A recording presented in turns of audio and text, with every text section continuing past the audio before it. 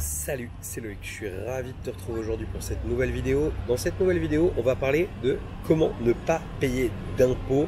En fait, c'est une question qui est revenue à plusieurs reprises. On parle des fois des impôts fonciers, on parle des fois de la taxe d'habitation, des impôts sur le revenu, ou à d'autres moments de la CFE même. On me demande comment ne pas payer ces taxes très régulièrement. C'est des messages qu'on reçoit sur les réseaux, c'est des messages qu'on reçoit aussi par mail. Enfin bref, ça n'arrête pas, donc je vais répondre à ça dans cette vidéo.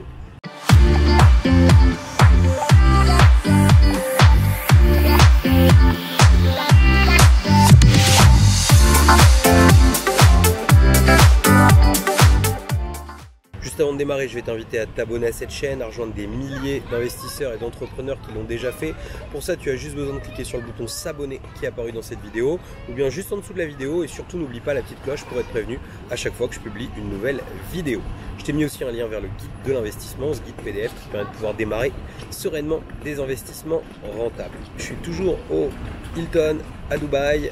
Je suis en train d'ailleurs d'attendre mon fils qui joue tranquillement à la piscine. C'est un malade de piscine et moi j'en ai marre de la piscine. Il m'en a trop fait faire. C'est comme ces choses que tu fais à outrance et au bout d'un moment, bah, t'en peux plus. Et bah, c'est exactement la même chose pour moi, donc j'en profite pour tourner une vidéo. Alors concrètement, on m'envoie tout le temps des questions sur les impôts. On me demande très souvent comment est-ce qu'on fait pour ne pas payer d'impôts, comment est-ce qu'on fait pour éviter la taxe d'habitation, pour éviter la taxe foncière, pour éviter la CFE, etc. Et je vais te répondre à ça déjà par une question générale, mais tu vas voir qu'il y a quand même quelques petits trucs qu'on peut faire pour éviter, on en parlera à la fin de la vidéo.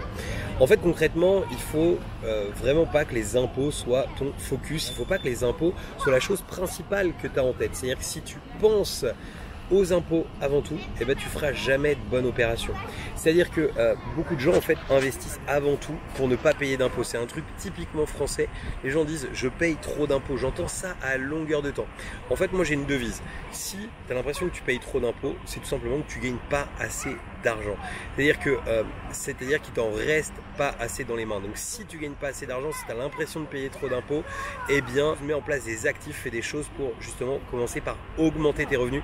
Tu verras que tu verras la vie complètement différemment. Ensuite, la deuxième chose, c'est peut-être aussi que tes revenus proviennent pas des bons leviers. C'est-à-dire qu'il y a des manières d'investir dans l'immobilier, il y a des manières d'investir dans des actifs, il y a des manières de ne pas échanger son temps contre de l'argent et donc de ne pas être salarié.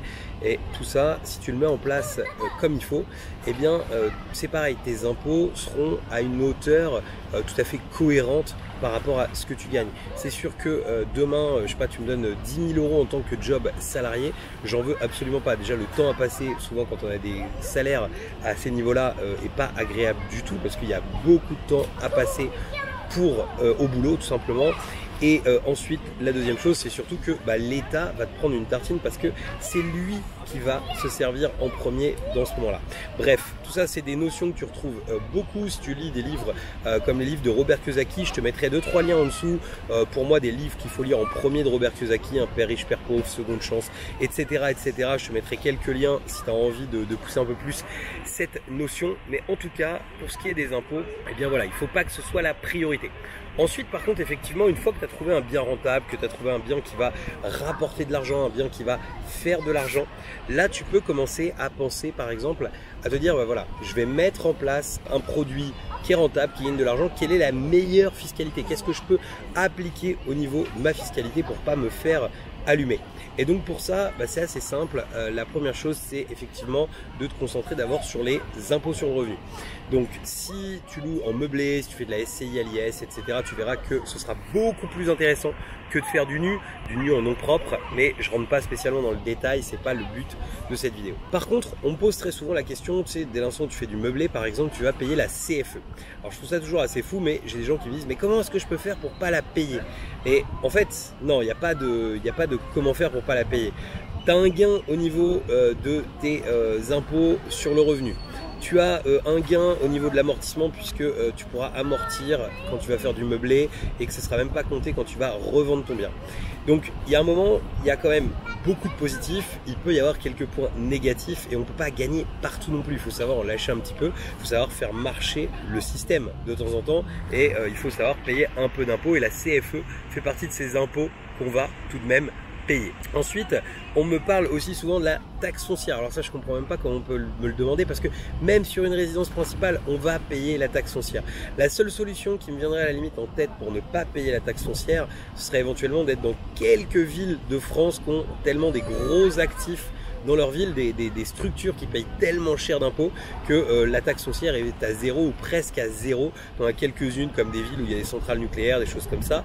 Mais voilà, mais c'est pas forcément là-dessus qu'il faut focus tes investissements parce que t'imagines bien que ça va pas forcément être toujours une ville optimisée pour la location, même si d'ailleurs les centrales nucléaires sont d'excellents points d'intérêt pour pouvoir faire de la location de courte durée. Très souvent, il y a des choses à faire, on ne soupçonne pas forcément au premier abord, mais il y a plein de choses à faire autour de ça.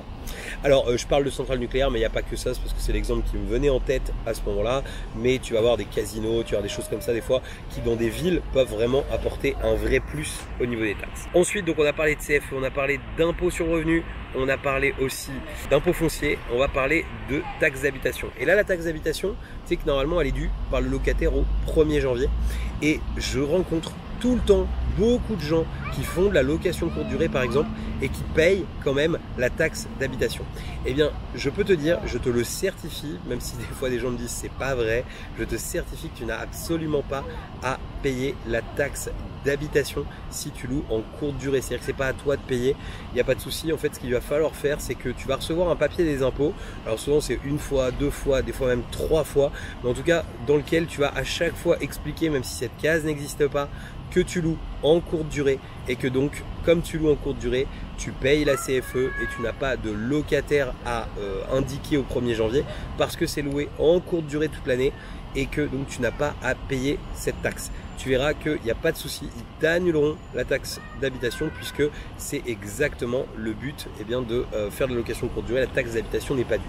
En fait, le seul moment où tu devras la taxe d'habitation si tu es en courte durée, c'est si tu loues bien toute l'année, mais que toi, tu te le réserves pour, on va dire, une journée, 2 journées, des choses comme ça. En fait, il suffit de passer une nuit dans l'année et tu es redevable par contre là de la taxe d'habitation. Donc typiquement, souvent sur des maisons de vacances ou des choses comme ça. Après, il y a aussi une autre solution pour ne pas payer toutes ces taxes, c'est éventuellement d'aller voir ce qui se passe dans d'autres pays. Mais là, tu vas avoir beaucoup plus de mal à voir les effets de levier bancaire, tu vas avoir beaucoup plus de mal à enchaîner en fait tout simplement tes investissements. Voilà, bref, j'espère que cette vidéo permettra d'y voir plus clair, de mieux comprendre et de te poser surtout les bonnes questions et de voir que voilà, si tu te posais la question de comment je fais pour pas payer d'impôts, que c'est pas cette question-là qu'il faut se poser en premier. La première question, c'est vraiment de se demander comment je fais pour gagner de l'argent et ensuite seulement comment je fais pour optimiser tout ça au niveau des impôts. Voilà, bon moi je vais te laisser, je vais aller récupérer mon fils, on va aller dîner tranquillement au restaurant. J'ai encore pas mal de temps à passer à Dubaï ici, donc je te referai encore d'autres vidéos sur les différents sujets que vous pouvez me soumettre en ce moment. N'hésite pas à le faire. Je suis désolé aussi, je peux pas te faire de direct ici parce que c'est verrouillé, il faudrait que j'ai un VPN, etc. Mais je reste pas suffisamment longtemps pour m'ennuyer à faire ça, donc ce sera essentiellement des vidéos enregistrées.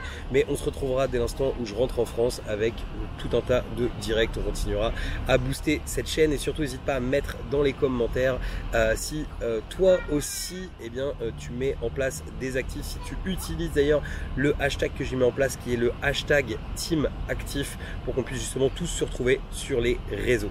Je vous dis à très bientôt pour une nouvelle vidéo et j'allais oublier, oui, dans l'écran de fin je te remets les 5 piliers d'une location courte durée qui cartonne, un lien pour pouvoir t'abonner à cette chaîne et un lien vers la playlist et conseils immobiliers. À très bientôt pour une nouvelle vidéo. Ciao.